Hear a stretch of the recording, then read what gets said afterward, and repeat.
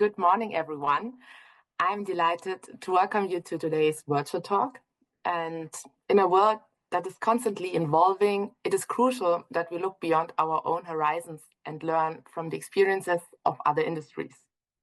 And that's why the topic of today's talk is adapt lessons learned from other industries.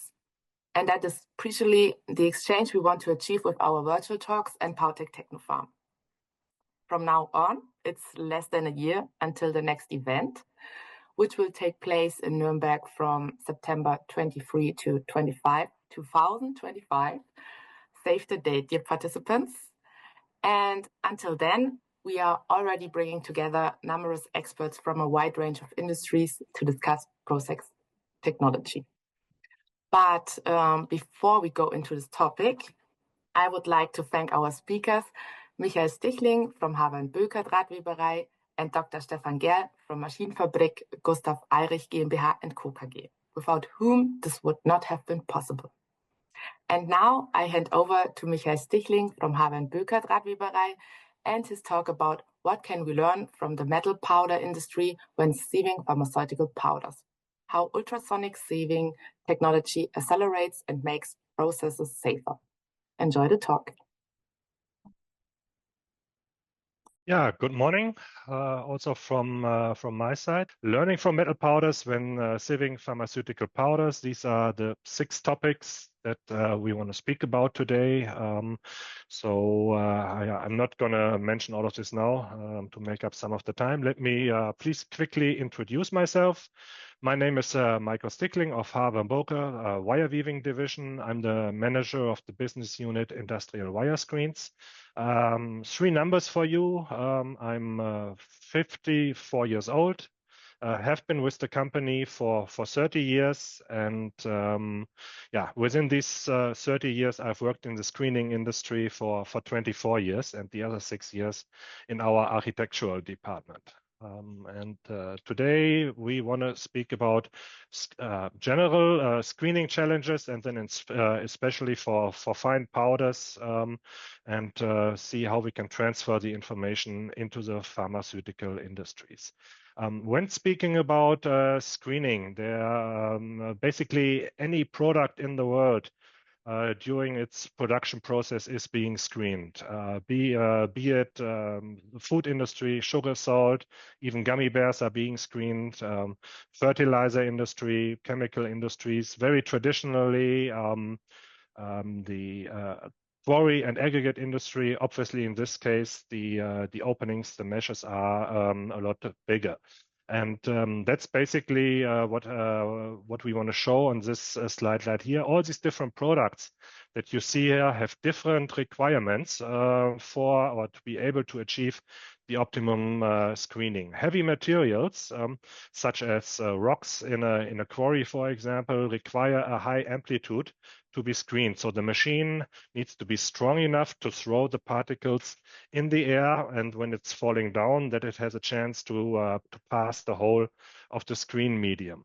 The finer the material gets, the more important the frequency will become. And the topic that we have today, basically pharmaceutical powders and metal powders, what do they have in common? In most cases, these powders are very fine. They have cut sizes below 200 micron. And for this reason, the frequency that I just mentioned is much more important than the amplitude. And I typically like to call this material stratification. And the faster we can achieve this material stratification, the more efficient our screening process will be. For those of you who are not familiar with the term stratification, let me give you this simple example. If you have your box of cornflakes at home, without knowing it, you do your own material stratification by taking the box out and pouring some cornflakes out, putting it back in. You're putting this basket, this box, under vibration. And during this vibration, the fine particles move to the bottom, the coarse particles move to the top. That's why in your screening process or at home in your box of cornflakes, the very fine particles are always left at the bottom. Yeah, that's the stratification.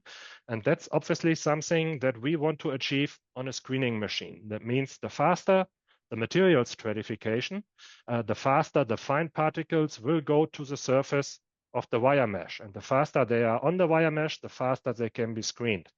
And to excite the wire mesh frequently to make sure we have the stratification. For the fine wire mesh, a high frequency vibration is very crucial. You will see that the screening process will go a lot faster if you have this material stratification on your screen. And what challenges exist when we have these fine powders? Take a look at this video here. This is a screening machine, just a regular screening machine, and the frequency is way too low for the product to be screened. Here we have an insufficient screening efficiency. Really, all the undersized particles that we see here, they should pass the mesh, but the material stratification is not fast enough, and we don't have a sufficient frequency on the mesh. Using ultrasonics, this is the same machine, but with the addition of ultrasonics. You can see now the red line. We are working at 35,000 Hertz. So in this case, the mesh is being excited 35,000 times per second. Faster material stratification, you can actually screen the material. All the particles can pass the mesh, and only some coarser reject particles, which are supposed to stay on the screen, are staying on here. Yeah, the same again from the top. You can see on the left-hand side without ultrasonics, where the machine may be working at 50 or 60 Hertz, and on the right-hand side, exciting the mesh 35,000 times per second. Same amount of material is actually screened rather quickly.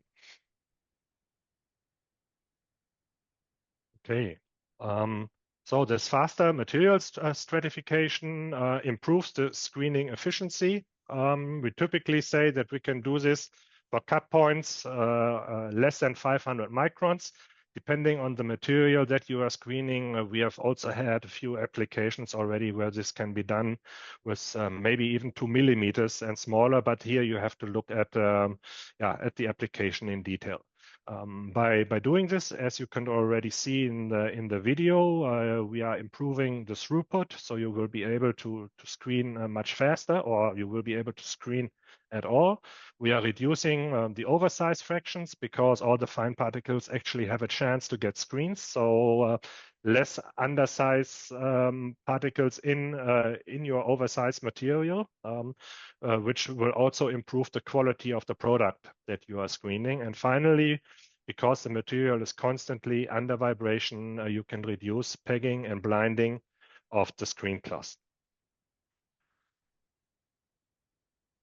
When we are screening with metal powders, this is something that we have learned throughout the years. We have to take a look at the weight of the metal powder. Yeah? So if you are screening a stainless steel alloy, a titanium alloy, for example, it is a completely different screening process than screening a light aluminum powder.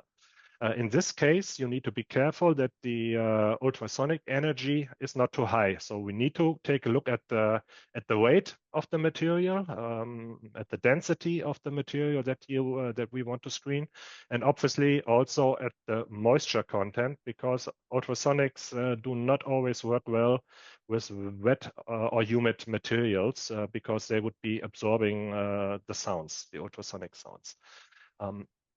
What we learned in the metal powder industry, and which needs to be transferred into the pharmaceutical industry, really is the weight of the material. If we are putting too much ultrasonic energy into the screening surface, you already saw this in the video before, the particles can fly rather high. And if they are flying or floating on top of the mesh, they do not have any chances to pass the wire mesh. So it is important to take a look at the ultrasonic settings for your application. See if you have a light material, then the ultrasonic energy needs to be smaller so that the material is not flowing that high. Also considering is the full screening process that you have, not only your material. We need to take a look at the feed rate, how much material is on the screening surface. And based on this, the nice thing with ultrasonic systems is that the settings can be adapted to your individual needs. For example, a pulsing mode can optimize the performance. That means the ultrasonic is automatically switching on and off, and then the material has a chance to settle on the wire mesh and to actually be screened more effectively. Things to consider when sieving in the pharmaceutical industry. What are the differences between metal powders, for example? And here we want to speak about the wire mesh specification itself. In pharmaceutical applications, typically the material is less abrasive than in a metal powder, for example. So we may be able to use a thinner wire diameter, which would increase the open area for more throughput and also will enhance the ultrasonic performance. Also, we need to look at the shape of your product that you want to screen. If it's a round or a cubical material, you may be able to use slotted openings that would once again improve your throughput. They typically have a higher open area, and it's also more difficult for near-sized particles to get stuck in between the wires. Apart from the mesh specification itself, that means the wire diameter and the type of the mesh, whether it's going to be a square or a slotted opening. For the pharmaceutical industry, we should also look at the alloy of the woven wire mesh. In most common screening applications, T304 or T316, so the German material numbers 4301 and 4401 have been used in the past. When looking at any kind of screening application, we have different alloys that we are using next to these two, which is a 430. Relatively new is the duplex material 318LN, and also our range of high carbon spring steel wires. Important for your screening applications are the properties of these alloys when it comes to the surface hardness, the constant vibration resistance, corrosion resistance, magnetizability, and the surface quality of these wires. It would take too long to review all of these topics today. So if you have any questions regarding this, feel free to contact me at a later time. Maybe the surface hardness could be interesting for you as well. Today I want to speak about corrosion resistance, magnetizability, and the surface quality of these different alloys. So if we look at the corrosion resistance, you can see that a high carbon spring steel wire should not be considered for a pharmaceutical industry. These numbers that you see here on the right hand side is the resistance to atmosphere, seawater, and so on. And 5 would mean poor resistance. So for all Germans out there, it's almost like our grades in school. So 1 is the best number and 5 in this case would be the worst number. You can see that for many applications, the resistance to atmosphere and seawater is decent for these standard alloys. But a duplex material is even more chemically resistant than the regular stainless steel alloys that have been used regularly in the past. Yeah. So very nice material for the pharmaceutical industry where maybe corrosion resistance is important as well. Magnetizability can become important, especially in the food industry, and for this reason, probably in the pharmaceutical industry as well. If you have a screening process and it may happen that a wire mesh is breaking, that a wire is falling out, can happen during the screening process, maybe also a handling mistake.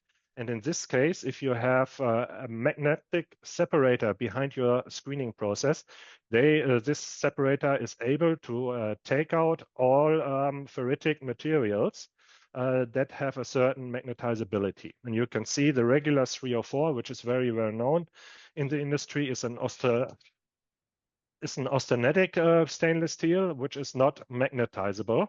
On the other hand, the duplex material has very good properties and also a certain degree of ferritic contact, which makes it magnetizable. Not quite as good as the 430 and the high carbon spring steel, but all other properties of this wire mesh are much better. So very good material for the pharmaceutical industry, which we will also see on the last couple of slides that I have prepared. And this is the surface of the wire mesh. You can see here on the left-hand side an issue that we would call blinding. Blinding means that you have wet particles that are getting stuck on the surface of a wire mesh. And the coarser the wire surface, the more likely it is that this blinding can occur. And I would like to show you just a few photos. In this case, this is a 1 millimeter opening and a wire diameter of 0.315. You see the surface of a easy 304 wire, which is rather smooth, but has a few certain coarse aspects in it. And if you compare this to, once again, to the duplex material, you can see that the surface of this wire actually is much, much smoother than the one of a regular stainless steel, which could improve the non-blinding properties if this is something that needs to be considered in your application. Yeah? And for those of you who may have used the 430 in the past, especially in the food industry, you can see that this surface is even a lot rougher. And here it can really come to product blinding, to product agglomeration on the wire itself. Yeah, this is the application transfer. And final topic of today is one application that we have done in the past. We have not used this ultrasonic screening so often for pharmaceutical applications. The only project which we had so far is a lactose powder. Here we have an NDA with our customers, so I'm not allowed to show you any photos, but I want to finish my presentation just with a short video of some ceramic powder, which is only screened using ultrasonics.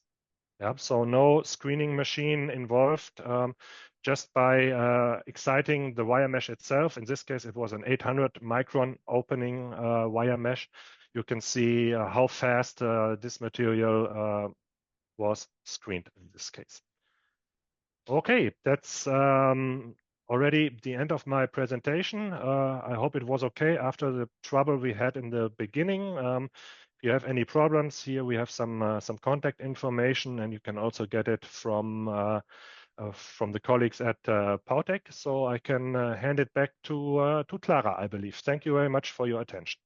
Yes, perfect. Thank you very much, Mr. Stichling, for this interesting talk. So now, as Mr. Stichling said, you can now ask your questions over the F&A button at the top of the bottom of your screen, and I will wait a few seconds that you have time to type in your questions.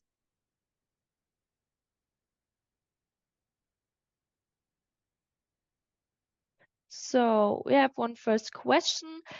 Question is, ultrasonic technology introduces energy into the screening machine. Doesn't this create a potential source of ignition? What about explosion protection in this context? Yeah, that is correct. We are bringing energy into the screen. However, it is very limited, and the components that are used, that means the ultrasonic generator and converter, in combination with the screen, they do have an ATEX certification. That means we would test every screen individually that we are producing so that it meets these requirements, and the whole system is suitable for the use in zone 20. So inside the machine, you can have the ATEX zone 20, and outside it can either be 21 or 22. And of course, outside the machine, of course, if there's no ATEX zone, that's not a problem either. But inside the machine, zone 20, for those of you that are screening with gas, there's also an execution available to meet gas applications or gas requirements. It means the zone 0 can be fulfilled as well. But like we know it, most screening applications are only referring to the zone 20. Thank you very much for answering this question. So I take a look in the F&A button. One other question. You've mentioned that existing screening machines can be retrofitted. Is this really the case, and are there any limitations? Mm-hmm. Yeah, no, this is possible. That's what we do. As you could see in the video, the one screening machine was working with and without ultrasonics. It is possible to upgrade existing machines. We need to take a look at the machine that the customers are operating. There's really only one thing that we need to consider. The wire mesh needs to be attached on what we call a pre-tension frame. So it needs to be glued onto a frame, and then this would be the same frame that will then be installed inside the screening machine, and we need to find a way to feed the ultrasonics into the machine, but that should be typical for most common screening machines and for all the ones that are using pre-tension frames. For coarser applications that use hook strips, for example, typically the ultrasonic energy is not strong enough anyhow. So like I said earlier, we're looking at cut sizes 500 microns and smaller in the first place, and most of these machines are working with pre-tension frames. And yes, then we can upgrade these machines with ultrasonics. Thank you very much. So if you have any questions, please ask in the F&A button. So we have another question. Can ultrasonic split crystalline agglomerated that derive from the synthase? Yeah, that really depends on how strong the pieces are agglomerating. The ultrasonic energy is working on frequency, like I said earlier. So we don't have a high focus on the amplitude, on the strength of the machine. So it depends how strong the pieces have been agglomerated. And we have to be honest, in most applications, it's difficult to split pieces that are already agglomerated. We would need to test it for this specific application. But in most cases that we have done so far, it was difficult to do this because, like I said, the focus is on frequency and not on amplitude and strength. I hope this answered the question. Perfect. So, but maybe what I should say, yeah. if we can do tests in house, if you want to send material to us, we can easily do these tests in house, and then we will see whether it's possible to split the agglomerated pieces. Perfect. So thank you very much. And if you have any questions left, please use the F&A button. And if we cannot answer in time, you have also the option to talk to Mr. Stichling per email or telephone. You see the contact details in the slides, and we will place the virtual talk on our website. So you have also the opportunity to look at the presentation and also to the talk afterwards again. So Okay, thank you very much, and yes. I'll look forward to the next talk. Perfect. So thank you again very much, Mr. Stichling. And now I will hand over to our next talk. It's about unexpected conditions, what toilet boils, starter batteries, and smartphones have in shared. So I'm very excited for Dr. Stefan Gerl from Maschinenfabrik Gustav Eirich GmbH und Co. KG. So the stage is yours. Have an interesting talk. Thank you, Mr. Sharp, for the introduction. Good morning, ladies and gentlemen. My name is Stefan Gerl. I'm head of process technology here at ARIC. I studied process technology 30 years ago and working for IBM since now 26 years, and also responsible for the test center. And I want to give you an overview talk about, let's say, our processes which are used in these different industries. First of all, I would like to start with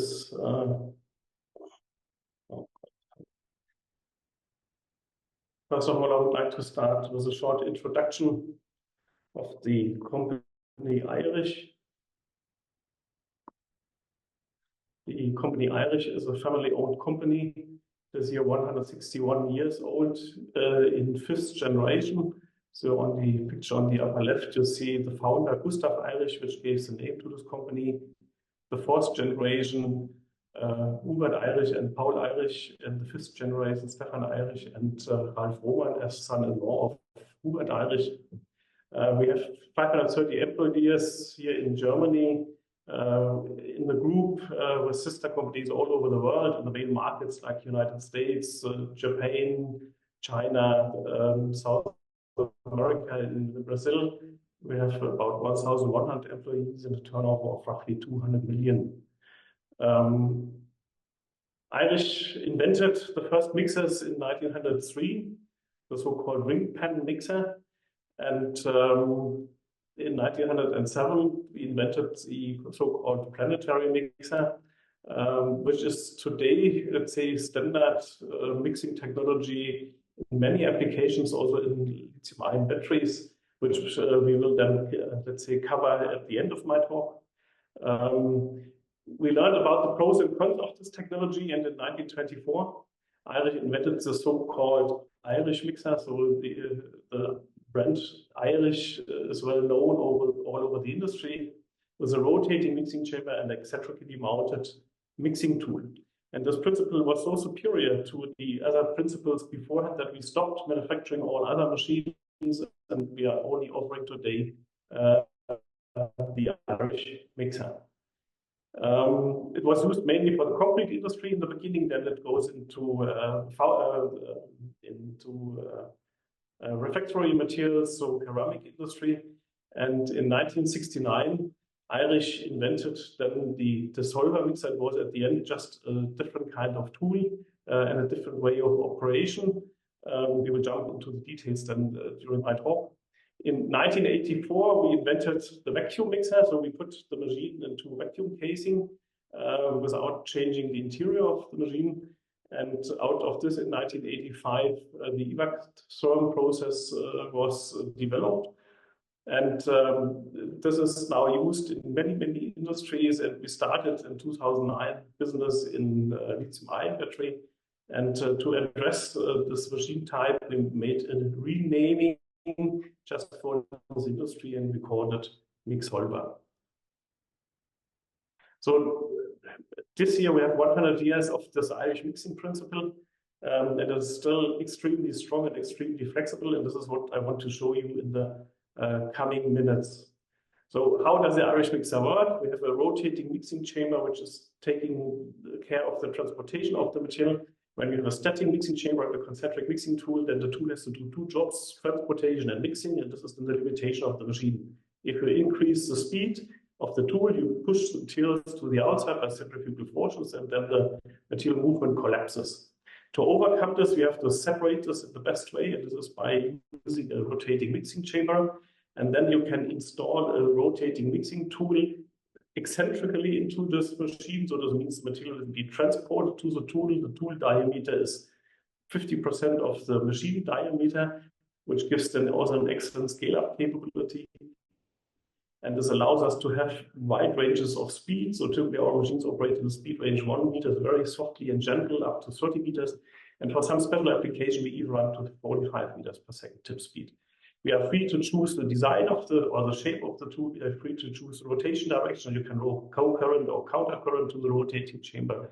So we have extreme flexibility from this side. Additionally, we have a static wall and bottom scraper or deflector, and most of the machines is not really touching wall or bottom, but for the preparation of suspensions, we have to make the wall scraper scraping. Otherwise, the material could adhere on the wall and not 100% of the material is part of the mix. For all applications where we have liquids in or produce a slurry, the machines are installed horizontal. You see in brochures often the Irish mixer is inclined. This comes from other industries where granulation is necessary or supported, or extremely quick discharge, like in foundry industry, where we are doing 30 batches an hour. For almost 100 years, we came without cooling system on double jacket. You will see later which technologies we used instead of. But battery industry forced us to introduce a cooling jacket system. And so today also the machines are available with double jacket cooling on bottom and wall. As I mentioned, we introduced the vacuum technology in 1984, which allowed us to do additional processes just beside of mixing. So thermal processes like evaporation, like degassing, and this even improves the power polaric technology. When we are operating with different properties, especially with a double-jacket cooling system, we have to invent new discharge systems. So for today, we are sucking out the final suspension out of the machine. And additionally, as we have a static cover and a rotating chamber, we can also introduce high-pressure liquid injection systems. This can be used in two ways. First of all, for liquid injection. This means we are injecting the liquid with high pressure, cleaning the machine already at this time and prevent adhesions of material on the machine cover. And secondly, we can run also this as a cleaning unit or cleaning sequence when you're changing over product to other products. So the next slide shows, it gives a quick info into the machine. So on the right side, you see the bottom discharge. So it's a small opening in the center of the machine, especially for suspensions. We made it small, otherwise the machine will be emptied within a second. With this opening, we can empty the machine within half a minute. Alternatively, we can suck it out from the top. So by introducing suction lances or by integrating suction lances into the wall scraper. So what is the problem now in many industries, especially for making suspensions? We have typically the solder, which I used with a static chamber. They are filled with liquid. Then you put in the powders or clay, and then you stir it. And you stir it at high speed for hours and hours and hours. So the problem is if you add the powder, it will be wetted immediately on the surface. It will have a dry core. And then it needs a long time to be dispersed and to get in contact with the tool itself. So this is a very extremely slow process and time-consuming process and energy inefficient process. Another problem is you go for high viscous suspension, then the material movement will collapse because the tool is only producing, let's say, a shear field directly around the tool itself. And then the worst case, like you can see here, if you stop the tool, the material is not flowing at all. So you can lift the tool out of the machine and you have still a hole inside. So this physical principle is not applicable really for high solid content suspensions. In the ceramic industry, to make spray dried granules for floor for tiles or for, let's say, toilet walls, the clay is a natural product which is taken out of a pit. It typically contains side materials like wood, like stones, and so on. And this has to be, let's say, separated to make a good quality product. And this process was done typically in the plunger, so very similar kind of equipment. You had a static chamber, you fill it with water, you put in then the clay out of the pit, and then you stir it for hours and hours and hours. What is important at the end, you need properly dispersed materials, so there should be no accurates anymore inside. Let's say, material which was the wood or the stones should be properly cleaned during this time, and you need, let's say, a good viscosity for the further preparation process. Now Irish started to offer an alternative. We called it Lösemischer at this time. Lösemischer means solving mixer, but there's nothing solving really. It's a dispersion mixer. And we take the strong points from the Irish mixer because our system can go through any consistency. And so we started from the other side. So we was not putting in the water first and then adding the clay, but we do it in a different way. We start from the dry powder. So this is here showing an aluminium oxide with some iron oxide. We are starting inside of the machine with the dry mixing first, homogenization. If you have coarse-grained clay, then you are crushing the material by high speed with a tool into small pieces. And then you are starting adding liquid. The liquid will be properly dispersed onto the material surface.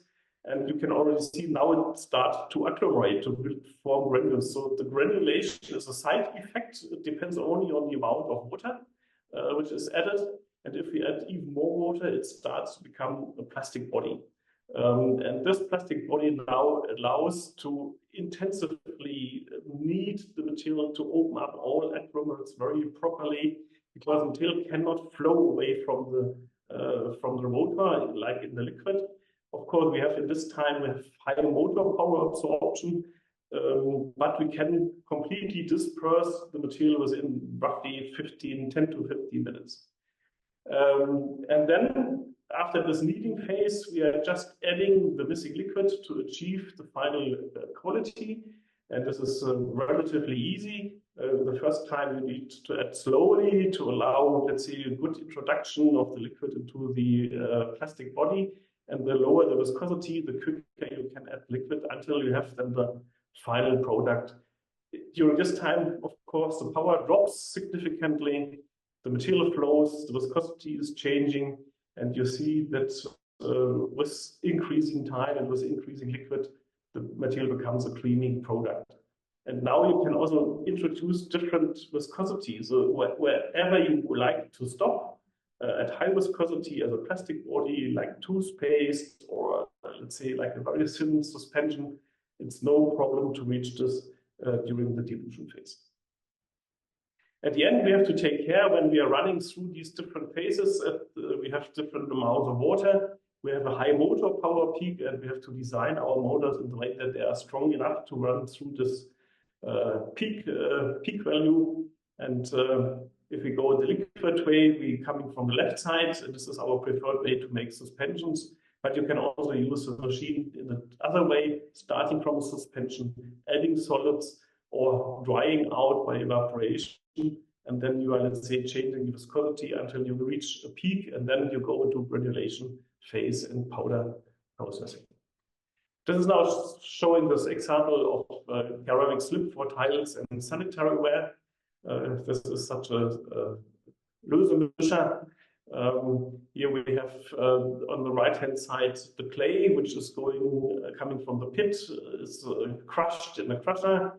Then you add it in the mixer, like shown in the video. You add the water, and you make the suspension, you discharge it into an intermediate tank. On the other side, you're grinding on dry way the additional dry matters like feldspar. And then you are screening the material, for example, like this Böcker screen, but it's wet screening now. You add then this material and mix it together with the feldspar, disperse it, and then you have the final slip for making spray granules or casting for toilet bowls, for example. The advantage for our customers was you could reduce the mixing time significantly from, in this case, 2 hours to 15 minutes. The advantage was you can go with smaller machines and with less machines because you have a higher specific output, and you could save significantly amounts of energy. And you will see later this with more modern applications, this difference becomes even bigger and larger, and so it makes it more attractive to use our technical way to produce slurries. As I mentioned, these were used in different applications in the ceramic industry. for sanitary ware, for porcelain, tableware, for ferrites, and so on. What is the problem in mixing? And if we're introducing a lot of heat, it's a cooling problem. If you cool the material or the machine via the walls, you have a limited heat exchange area. And if you increase the machine, then of course the volume increases by the potential of 3. The heat exchange area only by the potential of 2. This means you have a defect. This means larger machines will cool definitely much worse than smaller machines. You can just compensate this by longer cooling times. We have a limited temperature difference between the mixed temperature and the cooling water temperature. And of course, if you cool down your cooling water more and more below 0, then you have a side effect of condensation because the humidity in the room will also condensate on these cold walls. This means cooling via double jacket is typically not so efficient. And this brings me then to the next application where we then invented with the vacuum technology, we used the evaporation cooling, vacuum evaporation cooling.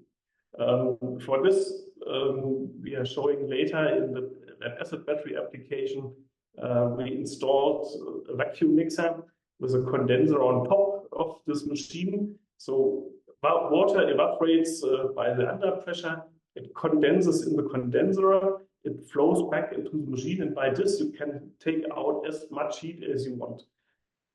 Because it only depends on the size of the condenser to make it happen. And it reacts also extremely quickly. The second alternative side effect is that you don't have any temperature gradients within the mix. So at any point, because the mix will boil, at any point within the mix, you have exactly the same temperature.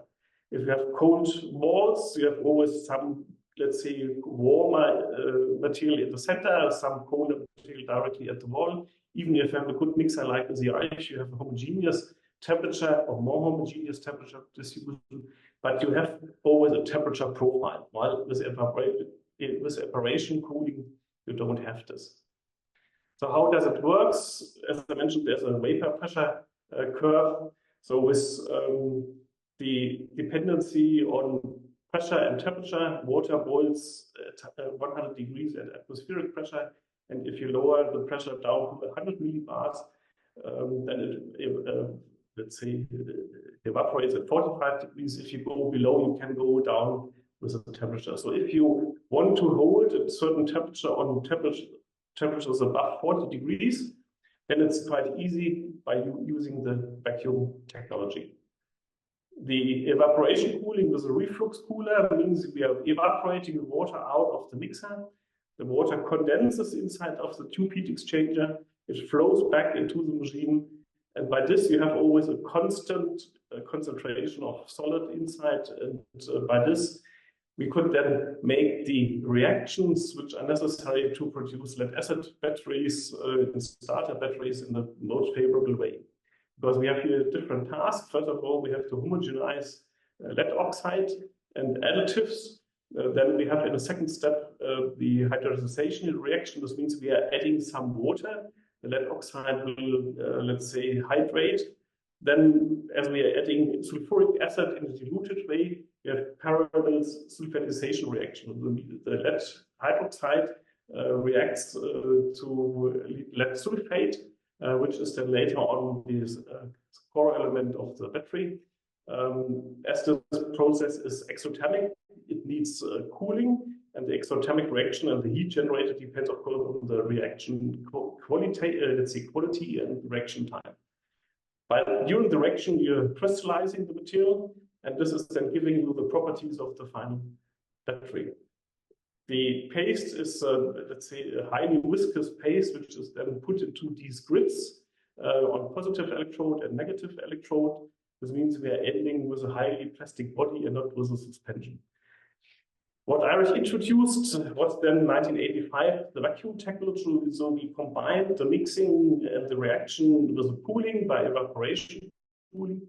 By adaptation of the pressure, we could then easily control exactly the temperature profile and can run through different temperature profiles to optimize the reaction.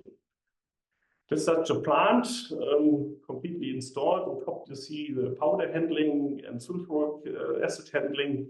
In the middle, control system with the mixers behind, and on the ground floor area, then the paste feeders transporting these highly viscous reactive paste then to the pasting machines for the final batteries.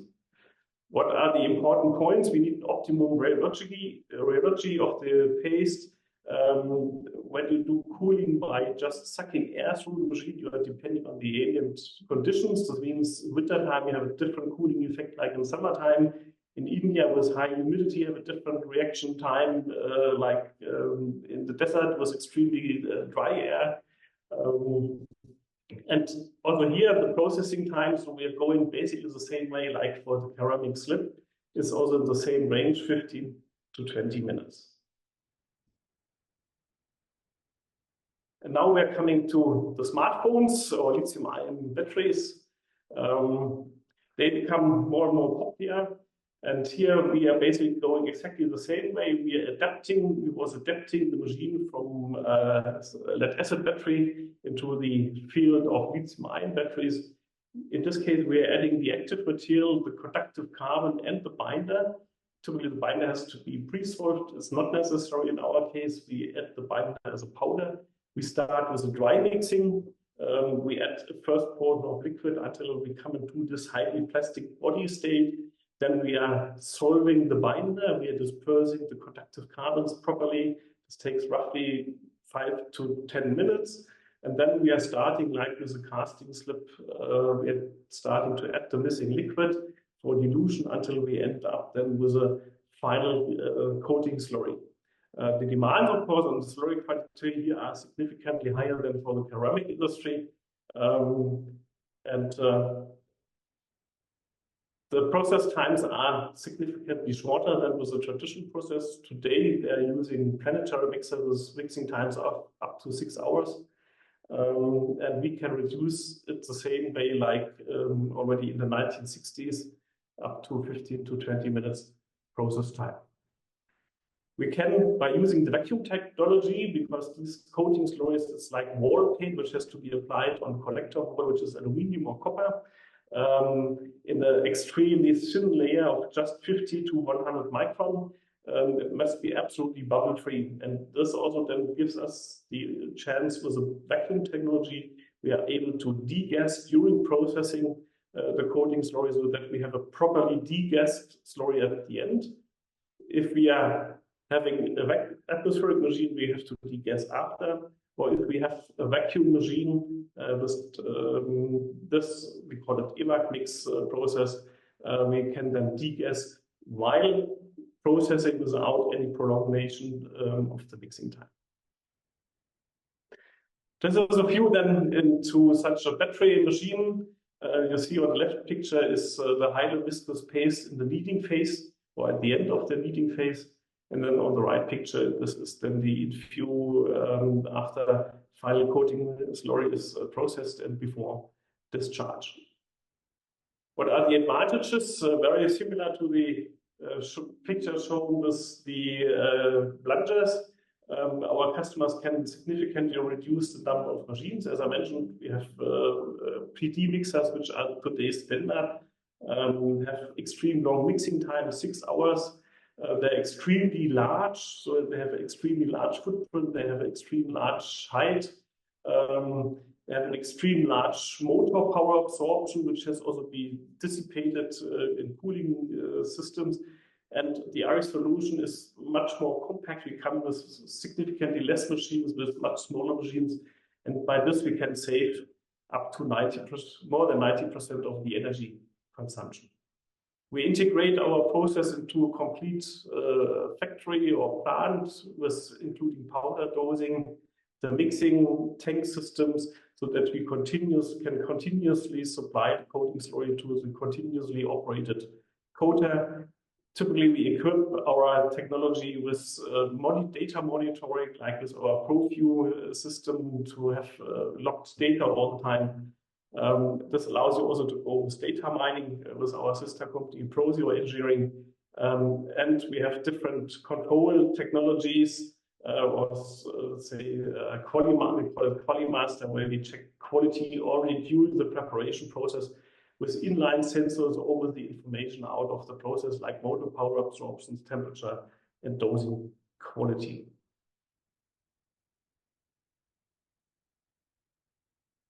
What is the benefit for our customer?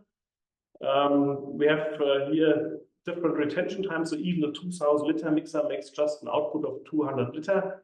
PD mixer, we have extruders or the Irish mixers, which are significantly smaller. And if we check then on the gigafactory scale, we see a PD mixer roughly needs 500 watt-hour per liter processed cathode material.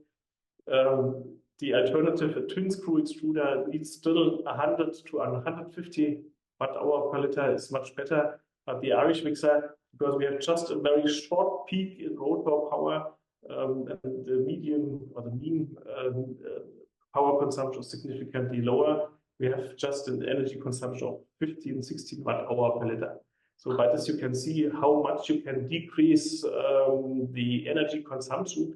And this, of course, let's say, a significant impact on costs, especially operating costs. And for a gigafactory, which are typically installed today with about 15 gigawatt hour, we can bring down the cost by savings on electricity, but also on CO2 emission certificates by about 6.3 million per year. And typical factories have up to 60 gigawatt hours, means 4 times. You have a significant saving, which makes sense to go with the ARC technology. And as we see with more and more customers going this way. So here is such an installation. Always we not just supply the machine, we supply the complete solution, including powder handling, including powder dosing, liquid dosing, up to the final coater of the customer. So what are the advantages? We have extremely short preparation times. This means we can do just-in-time preparation. We have less than 90% less energy consumption. Our customers also report that they have a benefit in quality. This means the electrodes perform better. We have continuous supply to the coating machines. This means there's not, let's say, human work anymore necessary to move around with tanks. And we have experiences in this industry since 2018 with installed applications in factory scale. So I hope you have seen let's say, how ceramic slip, starter batteries, lead acid batteries, and lithium-ion batteries are connected to some extent, mainly on the basic product, means suspension, on the same way of processing. Of course, you're adapting the cooking recipe a little bit to the different applications. But that is one of the strongest points of the Irish mixer. This machine has such a high flexibility that you can easily adapt just the parameters to go for ceramic slips, for concretes, which also can be suspension concretes. You can go for batteries, whatever. So there are unlimited possibilities with our technology. Then thank you very much for listening. And now we are open for your questions. Yes, perfect. Thank you very much for this interesting talk. So as Mr. Guest said, you can now answer your questions over the F&A button at the bottom of your screen. And then I will forward this to Mr. Gerl. So I give you a little bit time to ask your questions.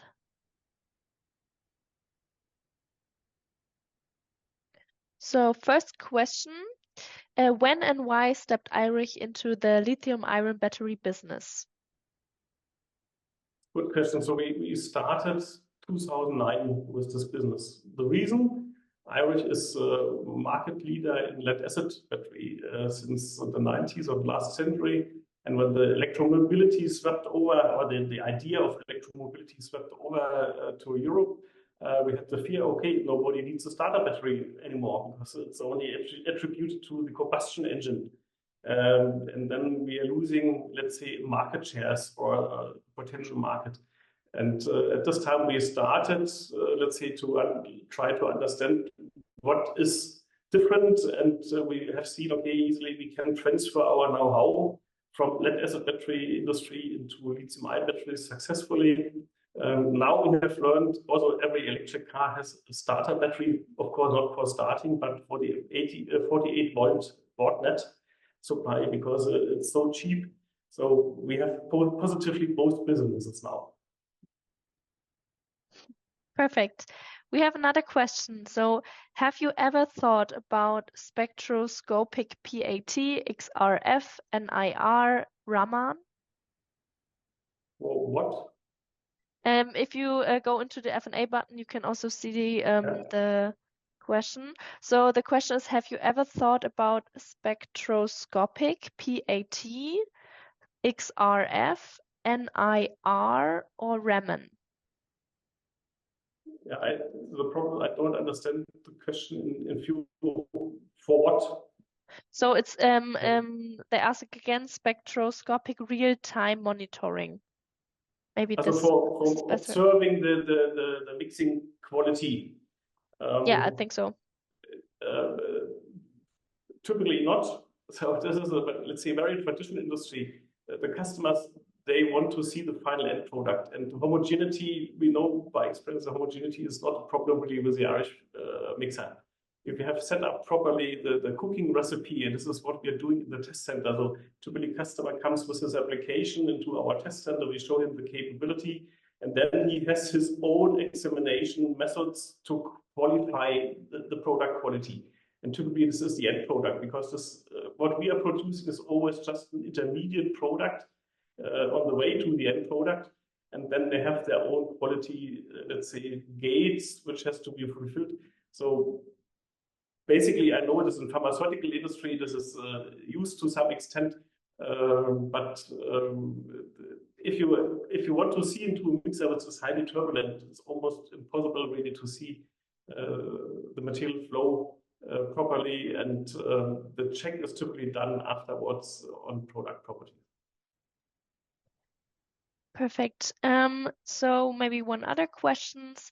If the Irish way producing pastes and suspensions is so energy efficient and favorable, why still energy hungry processes are installed in these industries? Also a good question, because typically how processes are set up. If you go into the lab, starting developing a new product, you have typically then stirrer or other simple equipment in the lab, even sometimes household machines. If these basic development is done on these kind of machines, and it has to be introduced then later on into the, let's say, industrial scale, then you follow this approach on the technology. You are looking at this time when you're scaling up, you're not looking on energy efficiency and so on. And by this, it becomes somehow a standard. And still, if then, let's say, customers are copying from others and they hire people from others, they bring then this know-how with them, and they say, oh, we have never used this. This is the approved way. Now, when CO2 becomes more a topic and energy efficiency, as long as the, let's say, oil and gas is cheap, nobody cares about energy. Now it behaves differently because of the discussions on CO2 emissions, climate change, and of course, the money in the pocket is more important. If you see, you can really significantly save. More and more customers are changing, but this is, you have to be a little bit like a prayer. You have to convince customers to go a different way. Thank you very much. So I think we can answer one last question. So are there alternative preparation processes for batteries or ceramics that do not take the detour via the suspension phase? Yes, this is now a new trend. So also in the past, you have to imagine, you have typically it comes everything from the dry powder. So you have the dry powder, you put it into a lot of liquid, sometimes poisonous liquid or toxic liquid like NMP, which even attacking all plastics. And then you have completely taken out all the material later on, all the liquid again, to have a dry product at the end. And this is extremely energy inefficient. Today, lots of customers, and let's say Tesla was giving this initiative is going the dry way. This means we're doing dry battery electrode. It's just a dry mix, and you can homogenize material. You can structure the material in the way that you can apply it as a powder onto a collector foil by electrostatic deposition or 3D printing, or alternatively with so-called fibrillated material. You need PTFE. You make the fibrillation means you produce lots of fibers where you have achieved a moldable material which is completely dry, and then you can roll it out like a cookie dough and make your electrodes in thin films. And as these are not using any liquids at all anymore, you can significantly save energy. And secondly, these machines, dryers typically extremely big and extremely long. You can also cut down the, let's say, the building installations. Thank you very much for answering all the questions. So now we're on the end of the virtual talk. So thank you again to all of our speakers, Mr. Gerl and Mr. Stichling. And yeah, now thank you everybody for joining our virtual talk today. The upcoming dates and topics from our next virtual talk series can be found on our website at www.POWTECH-technopharm.com on the button Events and Program, and also on our social media platform LinkedIn. So stay tuned and feel free to join us again. So we're very much looking forward to POWTECH TECHNOPHARM 2025 and also Fachpack and PARTECH 2025 from the 23 to 25 September 2025. So have a nice day and see you soon.